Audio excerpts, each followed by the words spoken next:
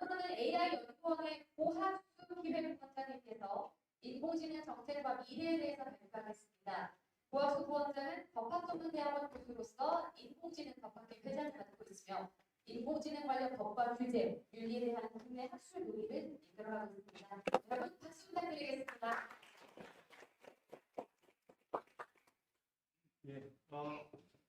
지금 소개하는 대로 저는 법대 소속입니다. 법 제도 또는 정책 이런 맥락에서 몇 가지 말씀드리겠습니다. 제가 시간이 좀 지체됐기 때문에 가급적 짧은 시간 안에 말씀을 드리도록 하겠습니다. 제가 드릴 말씀은 전반적으로는 좀 뭐랄까요? 자성의 목소리가 좀 많이 섞여 있습니다. 우리가 장밋빛 미래만 바라볼 수 있는 상황은 아닌 것 같고 1년 정도 됐지만 그 사이에 굉장히 여러 가지 노력을 많이 했지만 또 굉장히 많은 한계를 또 가지고 있다. 그런 맥락의 말씀이 되겠습니다.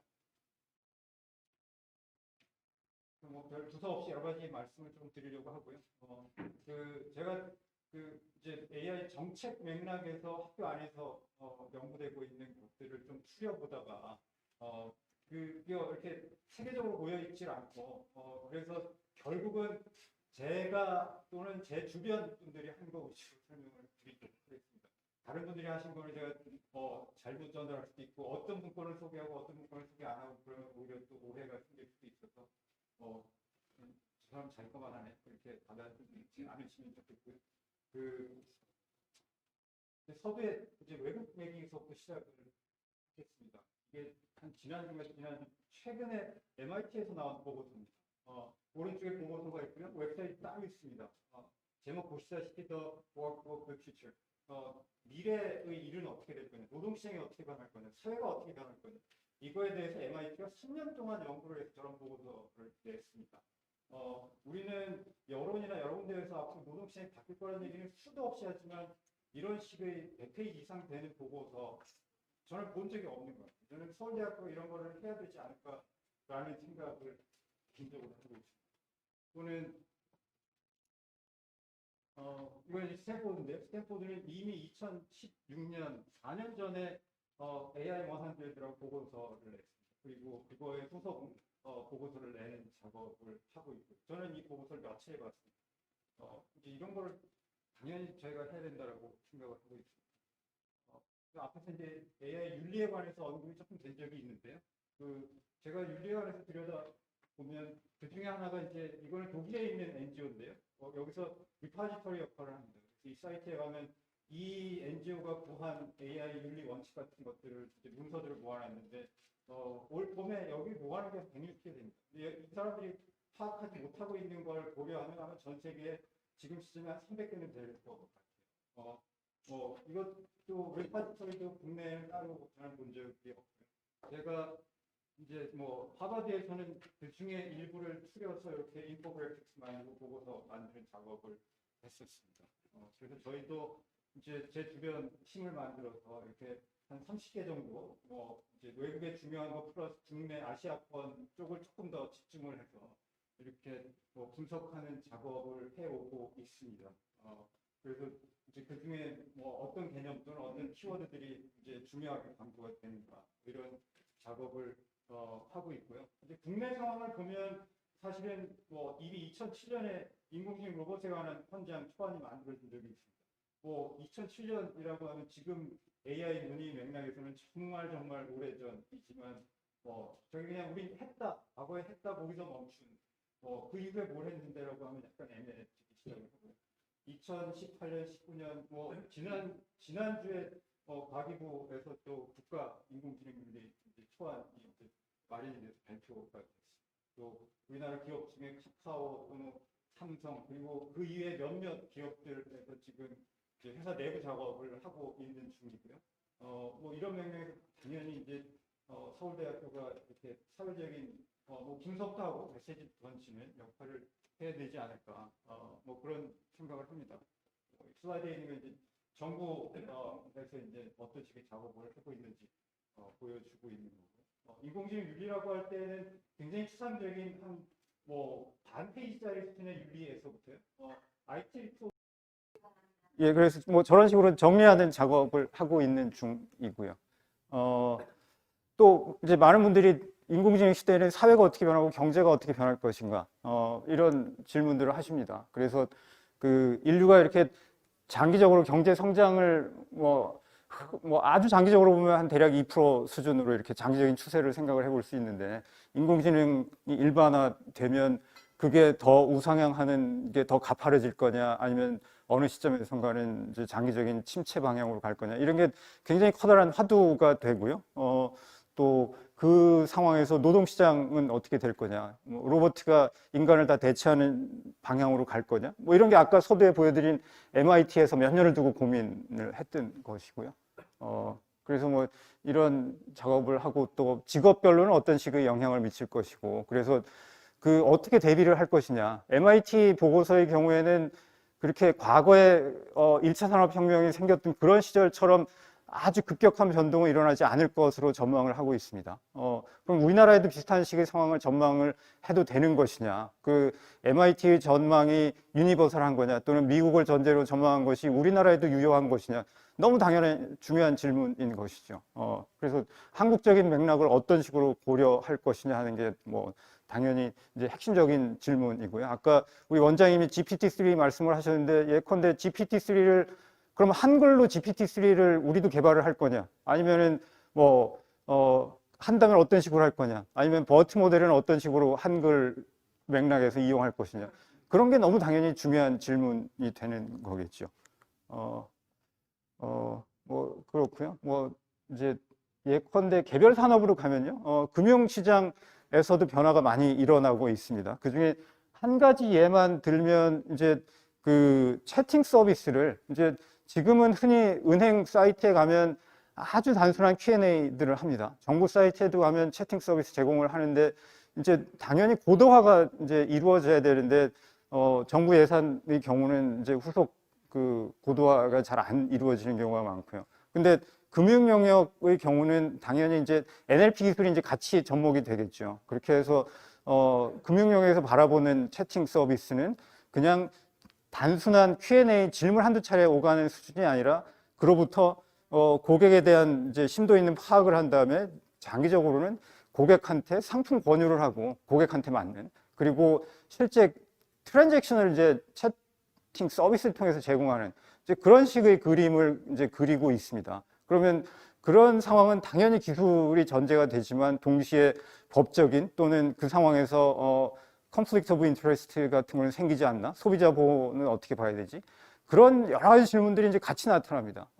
그래서 기술 발전과 함께 그런 맥락의 현실적인, 정책적인 또는 규제 맥락의 질문이 이제 같이 그 병행이 되는 것이고요.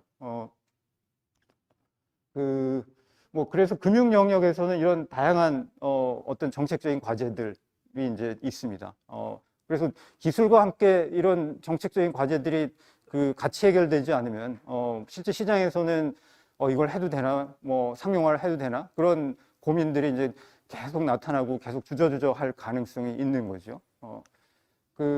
이제 의료 쪽으로 가면 이렇게 뭐 데이터, 우리나라는 건강보험 시스템이 있는 것으로 인해서 데이터가 정말 많은 나라고요. 뭐 공단이나 심평원에도 많을 뿐더러, 또한 서울대 병원 포함해서 이제 큰 병원에 어마어마한 데이터들이 있습니다.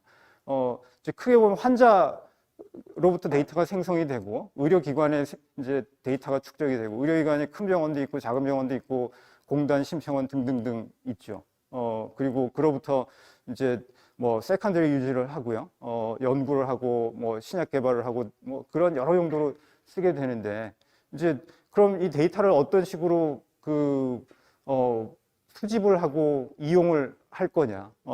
저는 뭐 의료 영역이 우리나라가 뭐 다른 여러 영역도 있지만 그 중에 특히 세계적인 경쟁력을 가지고 있는 영역 중에 하나라고 뭐 생각을 하는데요. 그거는 우리나라 이제 의료 인력이 뛰어날 뿐더러 데이터도 있는 편이기 때문에. 하지만 이제 지금 상황에서 얼마나 데이터를 이렇게 그런 이제 AI 용도로 수월하게 쓸 수 있냐라는 질문을, 약간씩 구체적인 질문을 하기 시작하면 순식간에 잘 모르겠는데, 이런 이제 답에 부딪히게 됩니다.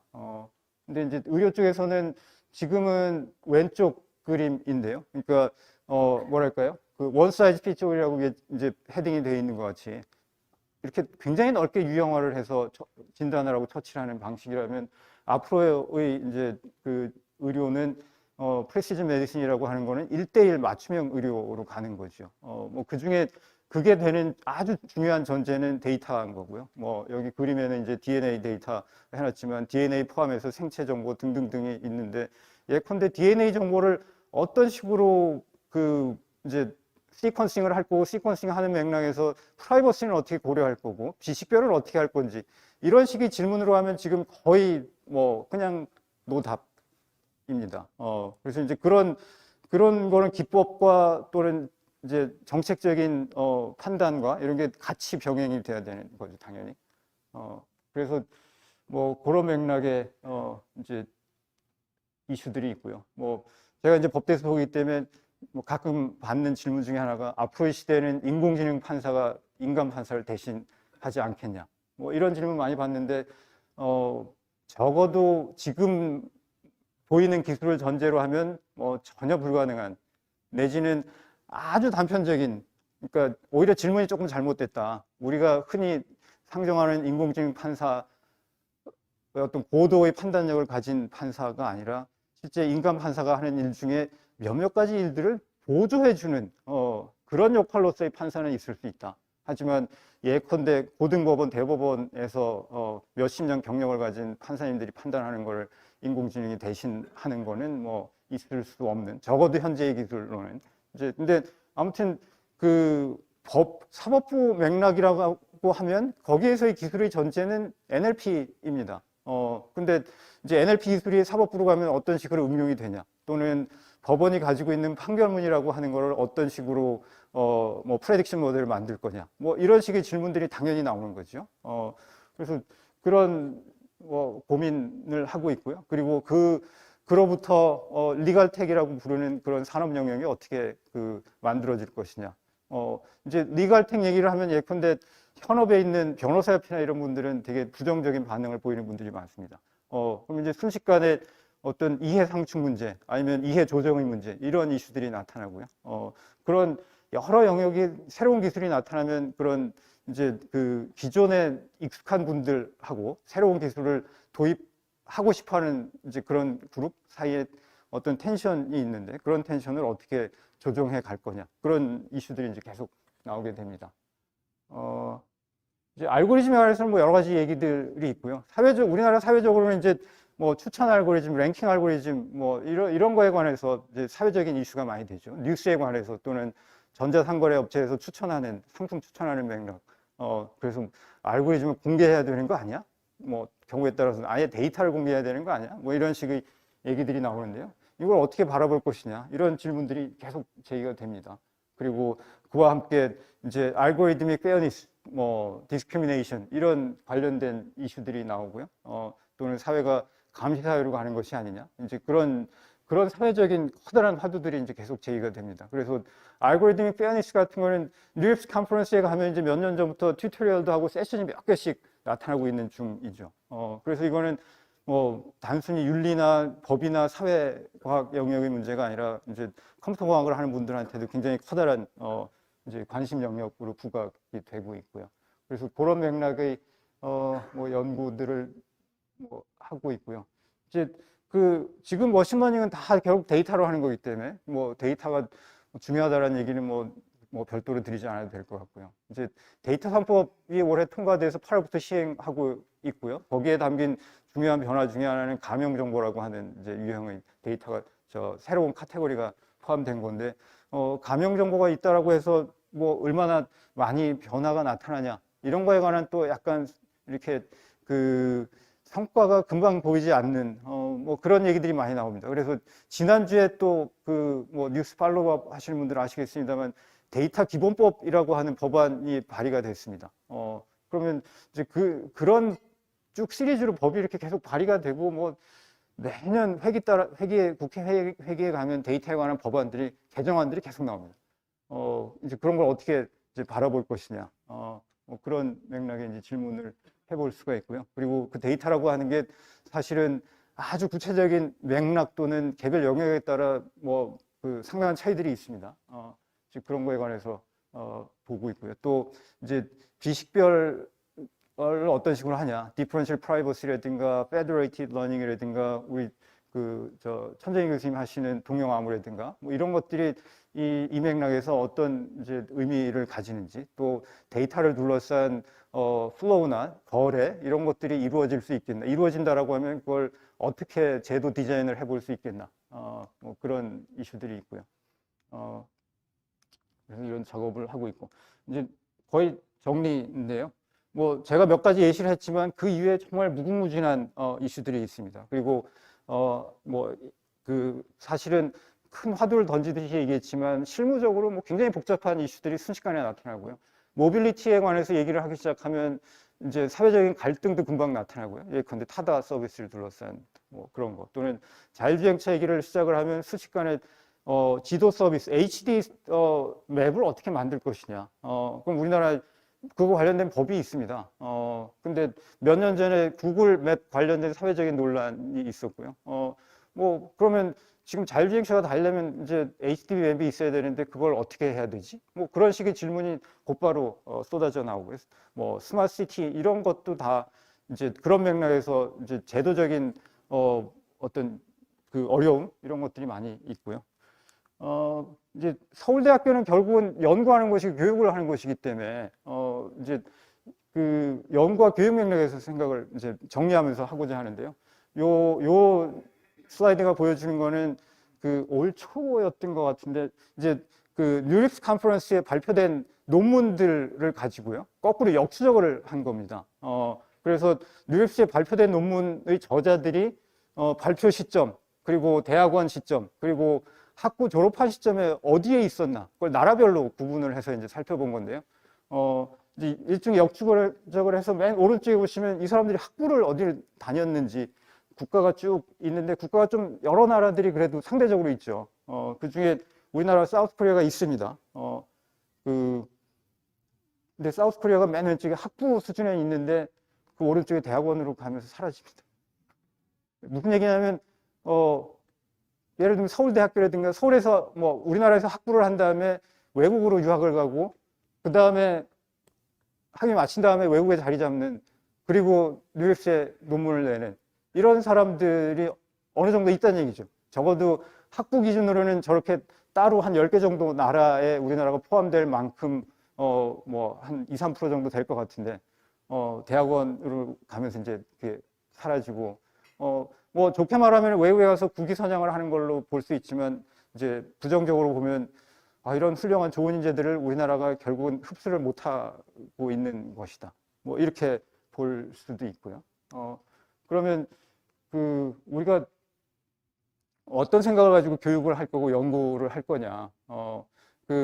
뭐 지난주에 이제 정부에서 10만 전문가를 내겠다 이렇게 얘기하는데, 뭐 10만이라고 하는 숫자 어디서 나온 거냐? 이거는 정치적인 구호로는 막 그렇게 할 수 있지만, 이제 학교이기 때문에 우리가 정말로 10만이 필요한 거냐? 8만이 필요한 건 아닌가? 뭐 이런 질문 당연히 해야 되고요. 아니면 10만이 필요하다라고 할 때 박사 수준의 전문가는 몇 명 수준이 필요한 거고, 학부 수준의 전문가는 몇 명이 필요한 거고, 아니면 학부에서 관련된 과목을 몇 개 들은 정도의 리터러시가 어느 정도 있는 수준은 얼마나 필요한 거고, 예컨대 의대에서 머신러닝을 한다라고 하면 거기에서는 어느 정도 수준의 소양이 필요한 것이고, 이런 걸 당연히 쪼개서 생각을 해야 되는 것이라고 생각을 하고요. 뭐 학부 전공 수준, 박사 수준 다 말하면 좋다, 뭐 다다익선 이렇게 하는 거는 사실 뭐 이제 별 좋은 접근은 아닌 것 같고요. 그리고 이제 우리가 뭐 편의상 코어 영역 또 엑스퍼스 AI 영역 이렇게 얘기를 합니다만, 그거는 사실 뭐 제가 보기엔 약간 자기적인 구분이고요. 뭐 이제 편의상 그런 거고, 사실은 제가 여기 시스템적 접근이라고 표현을 했는데, 이제 어떤 말씀이냐면 이제 의료 영역에서 머신러닝 열심히 합니다. 그러면 의료에서 실제로 머신러닝 성과가 많이 나오는 영역 중에 하나는 이제 영상이고요. 그러면 이제 비전하고 이제 같이 가는 거죠. 비전, 코어에서 비전이 중요한 영역 중에 하나인데, 그러면 우리나라 또 우리 학교에서 의료 또 그 중에서 영상을 열심히 한다라고 하면 비전 영역하고 이제 같이 아우를 수 있는 이제 그런 식의 그림을 그려야 될 것 같고요. 뭐 네이버라든가 카카오라든가 이런 식의 회사들을 생각을 하면 그 회사들이 전제하고 있는 많은 서비스들은 자연어 처리하고 연관이 굉장히 많은 거고요. 그러면 그런 응용 서비스를 염두에 둘 때 NLP하고 어떻게 시스템을 좀 생각을 할 거냐. 이제 그런 차원에서 저는 접근을 해야 되지 않을까. 우리가 코어도 전부 다 잘하고 X 플러스 AI로 나열될 수 있는 모든 걸 다 잘한다. 뭐 그거는 사실은 불가능한 거고요. 어떤 의미에서건 선택과 집중을 할 수밖에 없을 건데 그 선택과 집중이라고 하는 게 그런 식의 일종의 에코시스템을 좀 그려보고 그런 그림 하에서 이제 그 선택과 집중을 해야 되지 않나 뭐 이런 생각을 합니다. 그래서 이제 맨 끝에 제가 서울대 AI 비전이 뭔가 물음표를 이렇게 했는데요.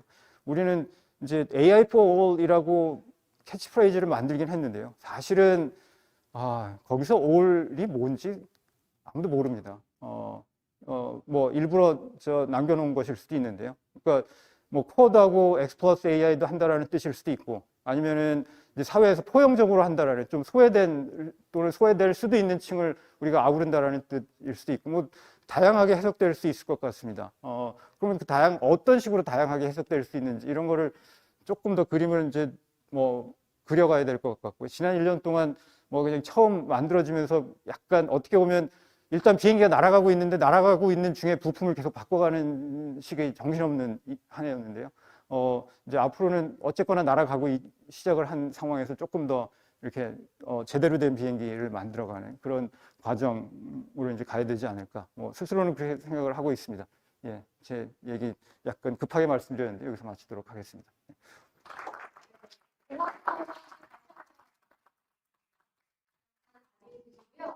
질문 있으신 분들 사랑해 주시기 바랍니다. 정부에서 추진하고 있는 그런 데이터하고 대리정보 보고 AI 기술 사실 정부가 법적으로 뒷받침을 해야 될 가장 중요하고 시급한 법이 있다라고 하면 어떤 가장 중요하고 시급한 또는 철폐돼야 될 부분들이 있다 개정되거나 뭐 이런 부분들 좋은 질문이신데요. 제가 법대 소속이지만 우리나라가 지금 이렇게 뭐랄까요 원하는 만큼 잘 안 되고 있는 것이 법이 부족해서 안 되고 있다라는 생각은 저는 별로 안 하고 있고요. 또는 거꾸로 법을 하나 만든다고 뭐가 잘 될 거냐라는 생각도 잘 안 하고 있습니다. 그래서 그 점에서 뭐 법이 중요하긴 하지만 그렇다고 뭐 법 자체가 해결책이 될 가능성은 썩 높지 않을 거라고 생각을 개인적으로 하고 있고요. 이제 그런 말씀을 드리는 이유 중에 하나가 어떻게 보면 패러다임 시프트에 맞춰서 사회 전반적으로 여러 가지가 바뀌어야 되는데요. 데이터에 관한 사회적인 인식의 변화, 첫 번째 인식의 변화가 필요하고요. 두 번째는 그러니까 우리나라가 지금까지 제조업 위주로 사회 또는 산업, 경제가 성장을 해왔기 때문에 그런 마인드가 굉장히 강한 것 같습니다. 무슨 말씀이냐면 예컨대 나사못을 하나 만든다라고 하면 나사못의 어떤 도면이 있을 거고요. 도면에서 정확히 나사못이 어떻게 생겨야 되고 그리고 어느 만큼의 오차 범위가 허용이 되고 그 오차 범위를 넘어서면 나사가 제대로 이제 끼워지지 않고 작동이 안 되고 이런 게 굉장히 정확하게 정해질 건데요. 데이터의 경우는 그렇지 않습니다. 그러니까 데이터가 한 5% 부족하다라고 해서 갑자기 모델이 싹 망가지거나 작동을 전혀 안 하거나 이러지 않죠. 그냥 모델이 조금 흐리죠. 성능이 좀 애큐러시가 좀 떨어질 수 있고요. 거꾸로 데이터가 5%더 많으면 뭐 약간 더 못 해본 분석을 해볼 수 있을 거고요. 이런 식의 이렇게 되게 스펙트럼 상에 있는 이제 그런 경우가 굉장히 많은데 우리나라 이제 마인드는 뭐 아니면 도, 예스 아니면 예스 노 중에 답을 해야 되고요. 우리나라 개인정보법의 현실적인 이슈 중에 하나는 세상의 모든 정보는 둘 중에 하나예요. 개인정보거나 개인정보 아니거나. 근데 어떤 특정한 정보를 주고 이거 개인정보야? 라고 딱 질문을 하면 이거일 수도 있고 저거일 수도 있는 애매한 경우가 훨씬 더 많은 것 같거든요. 근데 법 체계에서는 그런 중간에 애매한 영역을 허용하지 않는 법 체계인 거고요. 그래서 사실은 실제 데이터라고 하는 거는 그런 점에서 되게 애매한 그레이 에어에 놓여 있는 데이터들이 굉장히 많은데 그런 경우에 어떻게 할 거냐에 관한 그런 고민, 그걸 담아낼 수 있는 어떤 그릇, 또 경험 이런 것들이 많지 않은 것 같아서 뭐 이제 그런 게 사회적으로는 뭐 어려움이라고 생각을 합니다. 네, 질문 함께 받겠습니다.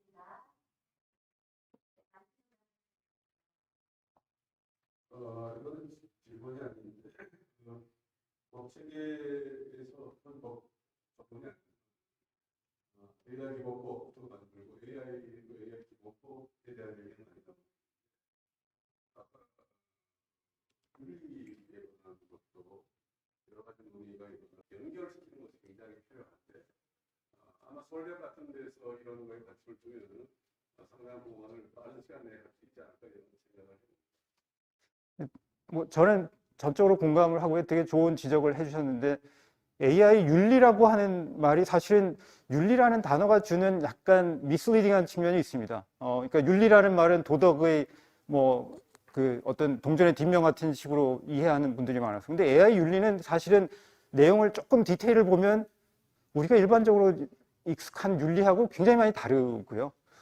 실제 개발자나 회사에서 작업하는 분들한테 유용한 AI 에틱스는 지금 최영희 교수님 말씀하신 것 같이 그래서 실제로 내가 모델링 할 때 뭘 어떻게 고민해야 되는데 이런 거에 관해서 좀 지침이 돼야 되거든요. 또는 나중에 모델 개발을 했는데 이거 뭐 문제 없는 거야? 라는 질문이 생겼을 때 지침을 줘야 되는데 이제 지금 지난주에 나온 그 정부 초안은 사실은 뭐 이게 뭐 저 기자가 전화를 해가지고 제가 기자하고 캐주얼하게 얘기를 하다가 속된 말로 이게 공자님 말씀이면 하나만 하다.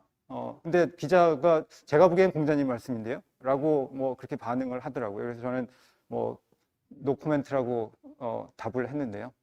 근데 이제 중요한 거는 그 실제로 이제 일부 연구가 이루어지고 있는 거는 그런 나중에 밸리데이션을 한다라든가 회사 내부에 오디트를 한다라든가 뭐 그런 식의 연구와 노력들이 이루어지고 있습니다. 그러니까 제가 글로벌 기업들하고 얘기를 해보면 본사 차원에서 그런 뭐 내부 인터널 오디트를 어떻게 할 거냐 이 에틱스 관점에서요. 뭐 그런 식의 내부 구조를 만들고 있고요. 우리나라 회사에서도 한두 군데는 그런 작업을 제가 아는 회사들 중에 그런 곳이 있습니다.